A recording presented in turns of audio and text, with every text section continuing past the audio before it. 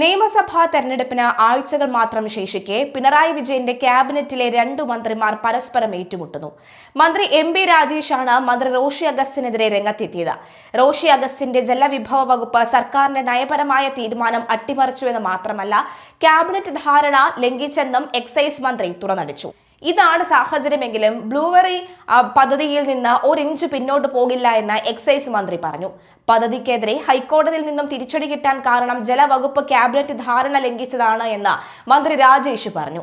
Roshy Augustine ഉള്ളതുകൊണ്ട് മാത്രമാണ് കേരള കോൺഗ്രസ് UDF-ൽ ചേരാത്തത് എന്ന CPM ഇടുക്കി ജില്ലാ സെക്രട്ടറിയുടെ ഫോൺ സന്ദേശം പുറത്തു വന്നതിന് പിന്നാലെയാണ് പിണറായിയുടെ വിശ്വസ്തനായ മന്ത്രി രാജേഷ് റോഷിയെ തള്ളിപ്പറഞ്ഞത്. എന്നാൽ തടസ്സങ്ങൾ നീക്കി പദ്ധതിയുമായി മുന്നോട്ട് പോകുമെന്നും മന്ത്രി രാജേഷ് പറഞ്ഞു. എലപ്പുള്ളി ബ്രൂവറി പദ്ധതിയിൽ നിന്ന് 1 ഇഞ്ച് പിന്നോട്ടില്ല എന്ന് തദ്ദേശ എക്സൈസ് മന്ത്രി എം.ബി. രാജേഷ് പറയുമ്പോൾ, പദ്ധതി നടപ്പിലാക്കാൻ മന്ത്രിസഭ കൂട്ടായ തീരുമാനമാണ് എടുത്തത് എന്നും സർക്കാർ ഇതുമായി മുന്നോട്ട് തന്നെ പോകുമെന്നും അദ്ദേഹം പറഞ്ഞു. പദ്ധതിക്കെതിരെയുള്ള ഹൈക്കോടതി വിമർശനത്തിന് കാരണം ജലവിഭവ വകുപ്പിന്റെ നിലപാടാണ് എന്ന് മന്ത്രി കുറ്റപ്പെടുത്തി. ജലലഭ്യത ഉറപ്പാക്കുമെന്ന മുൻപത്തെ തീരുമാനത്തിൽ നിന്ന് ജലവിഭവ വകുപ്പ് മലക്കം മറിഞ്ഞതാണ് ഇപ്പോഴത്തെ പ്രതിസന്ധിക്ക് കാരണമെന്നും ക്യാബിനറ്റ് ധാരണ ലംഘിക്കപ്പെട്ടതിന്റെ കാരണം അറിയില്ല എന്നും അദ്ദേഹം വ്യക്തമാക്കി. സാങ്കേതികമായ തടസ്സങ്ങൾ പരിഹരിച്ച് ബ്രൂവറി പദ്ധതിയുമായി സർക്കാർ മുന്നോട്ടു പോകുമെന്ന് മന്ത്രി ഉറപ്പിച്ചു പറഞ്ഞു. കേരളത്തിന് ഇത്തരമൊരു പദ്ധതി അനിവാര്യമാണ്. നിലവിൽ നേരിടുന്ന തടസ്സങ്ങൾ നീക്കി പദ്ധതി നടപ്പിലാക്കാനാണ് എക്സൈസ് വകുപ്പ് ലക്ഷ്യമിടുന്നത്. ജലവിഭവ വകുപ്പ് സ്വീകരിച്ച നിലപാട് പരിശോധിക്കുമെന്നും മന്ത്രിസഭയുടെ പൊതുവായ താൽപര്യം സംരക്ഷിക്കപ്പെടുമെന്നും എം.ബി. രാജേഷ് കൂട്ടിച്ചേർത്തു. എലപ്പുള്ളി ബ്രൂവറിയുമായി ബന്ധപ്പെട്ട കേസിൽ ഇക്കഴിഞ്ഞ ഡിസംബറിലാണ് സംസ്ഥാന സർക്കാരിന് ഹൈക്കോടതിയിൽ കനത്ത തിരിച്ചടിയേറ്റത്. സർക്കാർ നൽകിയ പ്രാഥമിക അനുമതി അന്ന് ഹൈക്കോടതി റദ്ദാക്കിയിരുന്നു.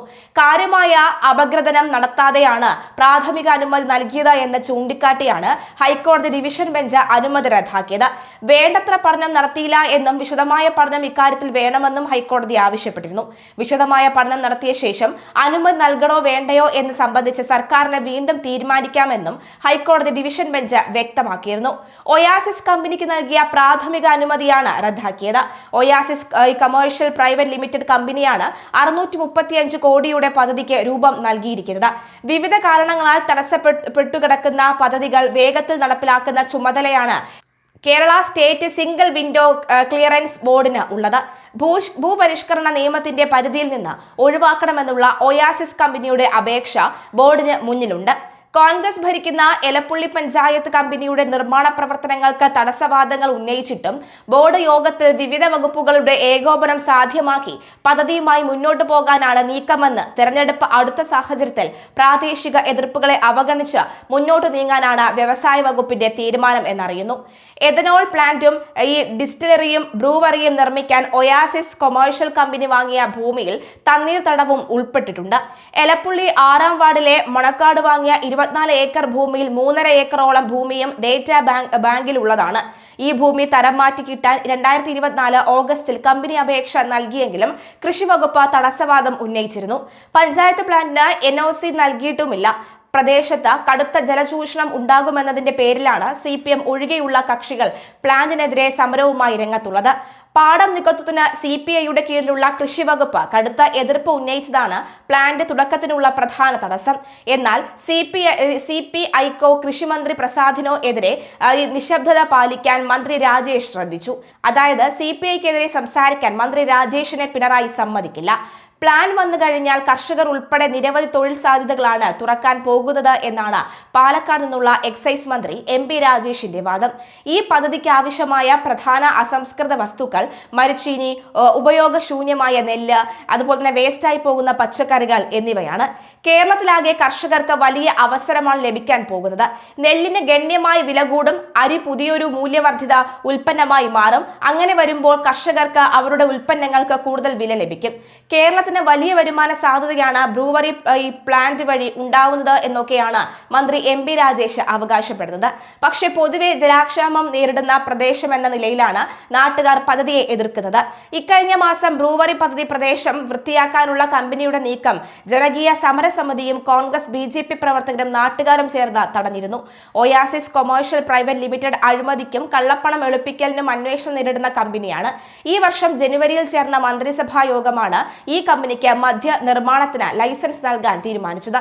പഞ്ചാബ്, ഡൽഹി സംസ്ഥാനങ്ങളിൽ നടന്ന മധ്യ കുംഭകോണങ്ങളിൽ ഒയാസിസ് കമ്പനിയും അതിന്റെ ഉടമകളും പ്രതിസ്ഥാനത്താണ്.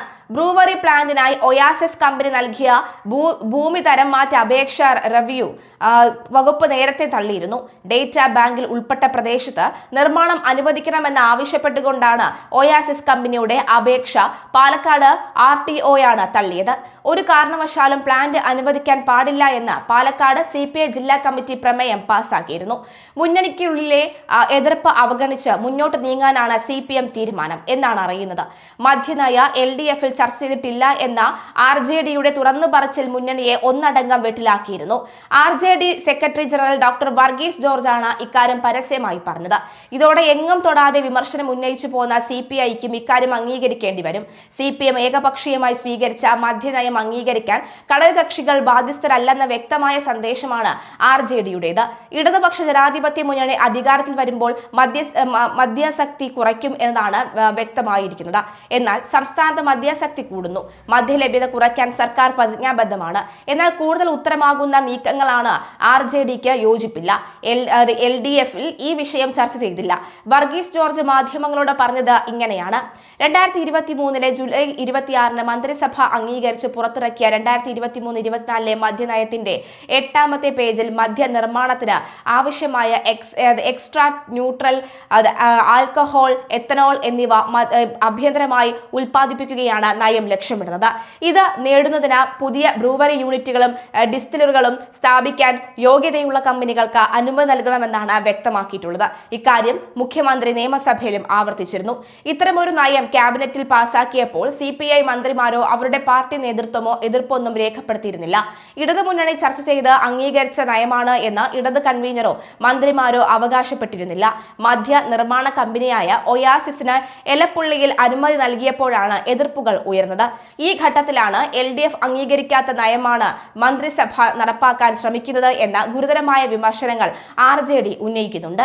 LDF അംഗീകരിക്കാത്ത നയം നടപ്പിലാക്കാനോ അംഗീകരിക്കാനോ തങ്ങൾ ബാധ്യസ്ഥരല്ലെന്ന RJDയുടെ നിലപാട് CPMനെ വല്ലാത്ത വെട്ടിലാക്കിയിരുന്നു. CPM ഏകപക്ഷീയമായ തീരുമാനങ്ങളെടുത്ത് മുന്നണിയിൽ അടിച്ചേൽപ്പിക്കുകയാണ് എന്ന പ്രതിപക്ഷ ആരോപണത്തിന് ആക്കം കൂട്ടുന്നതാണ് RJDയുടെ ആക്ഷേപം. എന്നാൽ സ്വാഭാവികമായും CPM RJDയും തള്ളി. RJDയുടെ ആക്ഷേപങ്ങൾക്ക് CPM നേതൃത്വമോ എക്സൈസ് മന്ത്രിയോ മറുപടി പറഞ്ഞില്ല. എന്ത് ആക്ഷേപം വന്നാലും മദ്യ നിർമ്മാണ യൂണിറ്റുമായി മുന്നോട്ടു പോകുമെന്നാണ് മന്ത്രി MB രാജേഷ് പറഞ്ഞത്.